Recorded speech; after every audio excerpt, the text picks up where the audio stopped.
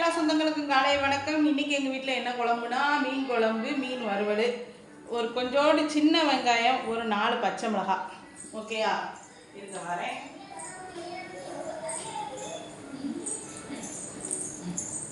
மூணு பெரிய தக்காளி. இதுதான் மீன் குழம்புக்கு நறுக்கியாச்சு. ஒரு சின்ன, அதாவது நான் 1 கிலோ மீன் வாங்கியிருக்கேன். அதுக்கு தகுந்த மாதிரி ஒரு சின்ன உருண்டை புளி ஊற போட்டு வச்சுருக்கேன். இதில் வந்து இருங்க வரேன், அதையும் காட்டிடுறேன். புளிக்குழம்பு பொடி ஆச்சியில் இதில் ஒரு ஸ்பூனு. இது மீன் மசாலா சத்தியில் இதில் ஒரு 2 ஸ்பூனு. ஓகேயா? இதில் அரை ஸ்பூனு போட்டு அந்த புளி கரைச்சலை எடுத்து போட்டுட்டு அதிலே இந்த மசாலா போட்டு கரைச்சி வச்சுருவேன். ஓகேயா?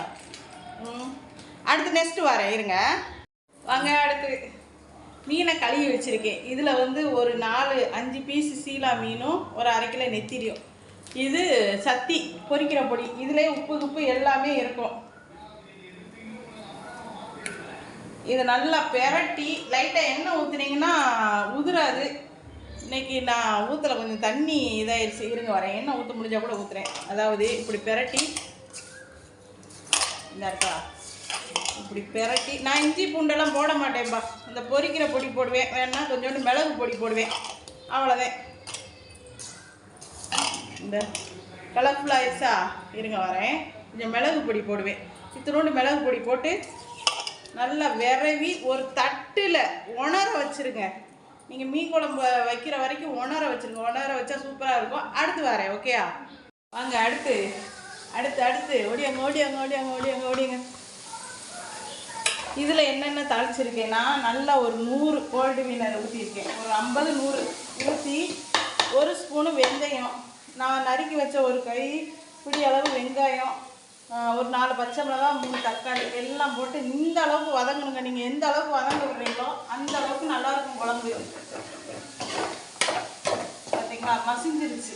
நான் வதங்கினது பாருங்கள், நல்லா மசிஞ்சிருச்சா? இதில் என்ன பண்ணணும்னா, இந்த புளி, மீன் குழம்பு பொடி, வத்தப்பொடி, புளிக்குழம்பு பொடி, இது 3ஐயும் சேர்த்து இதுக்குள்ளே போட்டு கரைச்சி வச்சுருக்கேன். இப்போ பாருங்கள், தெரியுதா? இது என்ன செய்யணும்னா, இதோட சேர்ந்து ஊற்றணும். நான் 1/2 கிலோ மீனுக்குள்ளே தான் அளவு சொல்லியிருக்கேன். ஓகே?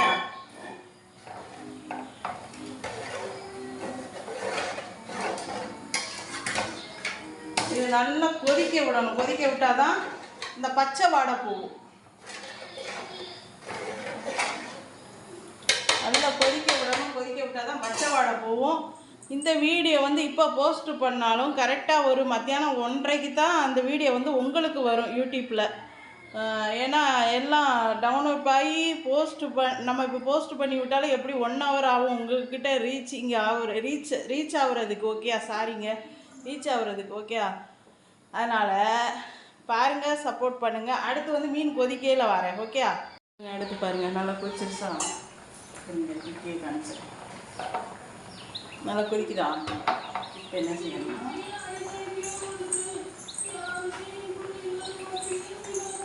தீயை நல்லா குறைச்சி வச்சுட்டு மீனை போடணும்.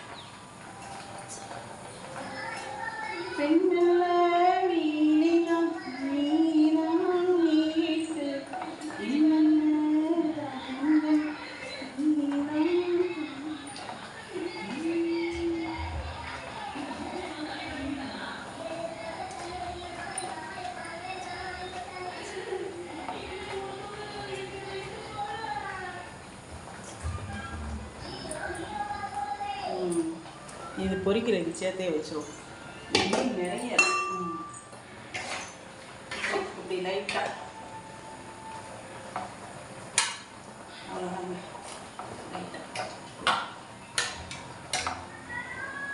மீன் வந்து ஒரு கொதியில் வந்துடும்.